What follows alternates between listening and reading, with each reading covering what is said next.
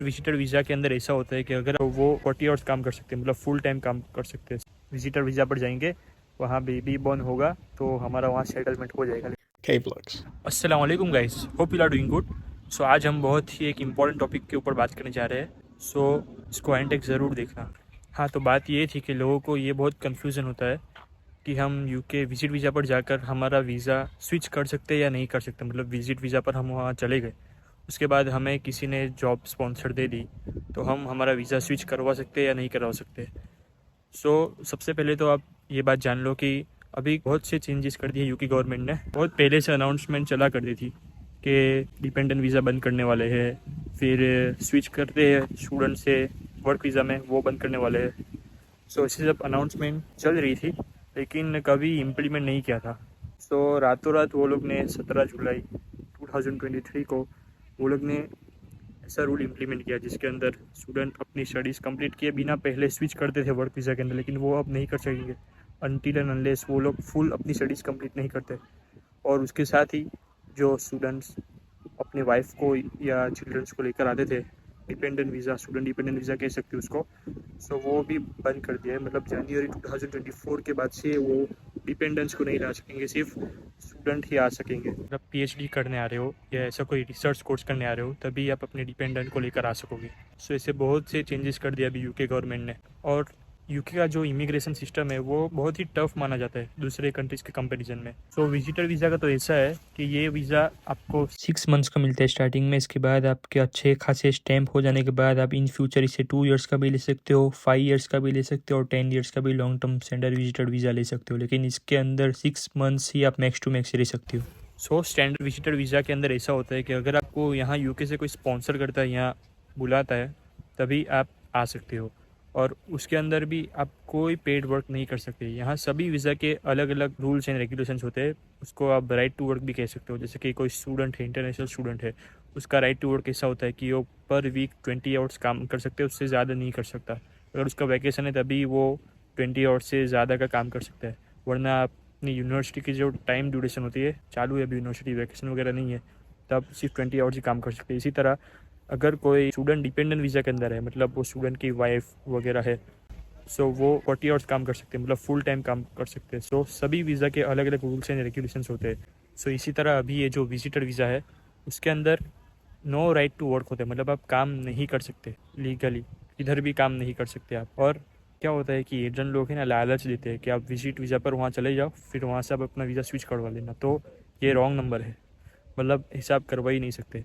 ये सब चीज़ कहाँ होती है? ये सब चीज़ होती है अमेरिका के अंदर, कनाडा है, फिर न्यूजीलैंड है, ऑस्ट्रेलिया है। ये सब जगह पर अगर आप टूरिस्ट वीज़ा के अंदर जाओगे तो आप वहाँ से अपना वीज़ा स्विच करवा कर वर्क वीज़ा के अंदर करवा सकते हो। लेकिन ये यूके के अंदर पॉसिबल नहीं है।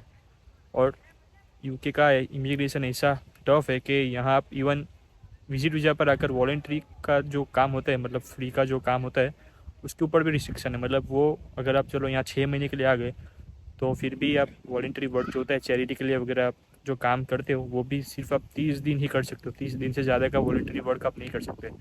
और इवन ऐसा है इसके अंदर कि अगर आप चलो विजिट वीज़ा पर आ गए, फिर ऐसा कुछ का यहाँ जोड़ा लिखा होगा, तो आपको यहाँ मैरिज अब आपको करना है, लेकिन आप वो विजिट वीज़ा के अंदर रहकर स्पाउस वीज़ा में कन्वर्ट करके यहाँ मैरिज नहीं कर सकोगे। आपको वो विजिट वीज़ा का जो ड्यूरेशन होता है उसी टाइम के अंदर आपका जो रिटर्न फ्लाइट है, वो उसी के हिसाब से आपको फिर से इंडिया जाना होगा या पाकिस्तान या जो भी आपकी एक्सवाइजेड कंट्री है, वहाँ जाकर आपको फिर स्पाउस वीज़ा अप्लाई कर फिर से आना होगा।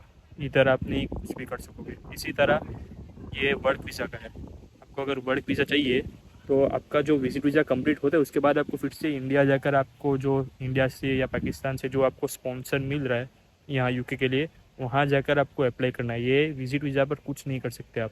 वो अलग बात है कि कुछ लोग अंडर द टेबल काम करते हैं, मतलब कैश इन हैंड वाला काम वो करना ही पड़ता है, क्योंकि ना यहाँ एक्सपेंसिव इतना है कि इंडिया से जो पैसे लाते हैं वो तो ऐसे ही हाथ में दिखते भी नहीं है, ऐसे ही खर्च हो जाते हैं। वो काम करना पड़ता है, वो एक्सपेंसिव के लिए थोड़ा वो काम थोड़ा करना पड़ता है, वो लोग करते हैं। वो अलग बात है, लेकिन लीगली ऐसा कुछ नहीं हो सकता। ये सब जो मीट है आपको आपके माइंड में ऐसा सब जो चल रहा है या कोई डाल रहा है कि वहाँ विजिट वीज़ा पर जाकर कन्वर्ट कर लेंगे, स्विच कर लेंगे, या ये सब जो भी चीज़ है वो ऐसा पॉसिबल नहीं है। अगर आपको टूरिस्ट वीज़ा पर लीगली जॉब करने की या आपका वीज़ा स्विच करवाने की अपॉर्चुनिटी भी मिली, फिर भी आप वो क्यों नहीं करवा सकते, वो भी मैं आपको बता देता हूँ। अगर आप यूके में कहीं भी जॉब लेने जाओगे तो आपके पास वो पहले पासपोर्ट तो मांगते ही है, और पासपोर्ट के साथ एक और चीज़ मांगते हैं, इसको बीआरपी बोलते हैं, बायोमेट्रिक रेसिडेंस परमिट। सो ये बीआरपी फिजिकल कार्ड होता है जिसके अंदर मेंशन होता है कि आपके ऊपर क्या क्या रिस्ट्रिक्शंस है और आप कितने से कितने आवर्स काम कर सकते हो। अगर बीआरपी नहीं तो आपके पास शेयर कोड मांगते हैं। बीआरपी आपके पास फिजिकल होता है और शेयर कोड इलेक्ट्रॉनिकली वेबसाइट के ऊपर वो लोग चेक कर सकते हैं। सो अगर आपके पास वो लोग शेयर कोड मांगेंगे तो वो बीआरपी के अंदर एक नंबर वो लोग वेबसाइट के ऊपर डालेंगे, फिर आपकी सब डिटेल्स आ जाएगी कि आप कितने से कितने आवर्स काम कर सकते हो, आपका राइट टू वर्क क्या है, आपका राइट टू स्टडी क्या है, और आप पब्लिक बेनिफिट्स ले सकते हो या नहीं ले सकते। सो ये जो बीआरपी होता है ये यहाँ जो स्टडी करने आते हैं उसको मिलता है, जो यहाँ काम करने आते हैं उसको मिलता है, और जो यहाँ प्री सेटल स्टेटस वाले जो होते हैं, मतलब आईएलआर वाले जो होते हैं या जो पब्लिक बेनिफिट वाले जो होते हैं, वो लोग को ये कार्ड मिलता है। सभी को नहीं मिलता। टूरिस्ट वीज़ा होल्डर को ये कार्ड अगर मिलेगा ही नहीं तो वो लीगली काम कैसे कर सकेंगे और वो लीगली स्विच कैसे कर सकेंगे टूरिस्ट वीज़ा से किसी और वीज़ा में। और सबसे बड़ा जो मीट है या गलत फहमी है लोगों को कि वहाँ हम हस्बैंड वाइफ विजिटर वीज़ा पर जाएंगे, वहाँ बेबी बॉर्न होगा तो हमारा वहाँ सेटलमेंट हो जाएगा, लेकिन ऐसा कुछ है ही नहीं। ये सब पता नहीं लोग कहाँ से सुनकर आए हैं, ऐसा कुछ नहीं होता। सो आप खुद से अपना रिसर्च करो। government.uk की वेबसाइट खुली किताब है, वहाँ आपको सब चीज़ मिल जाएगी। खुद से मन गलत चीज़ मत बनाओ अपने आप से, या किसी का सुनकर मान मत लो, खुद से रिसर्च करो। सो कुल मिलाकर ये बात थी। So this was it for today. Hope you guys find this video informative. Till then, अल्लाह हाफिज़।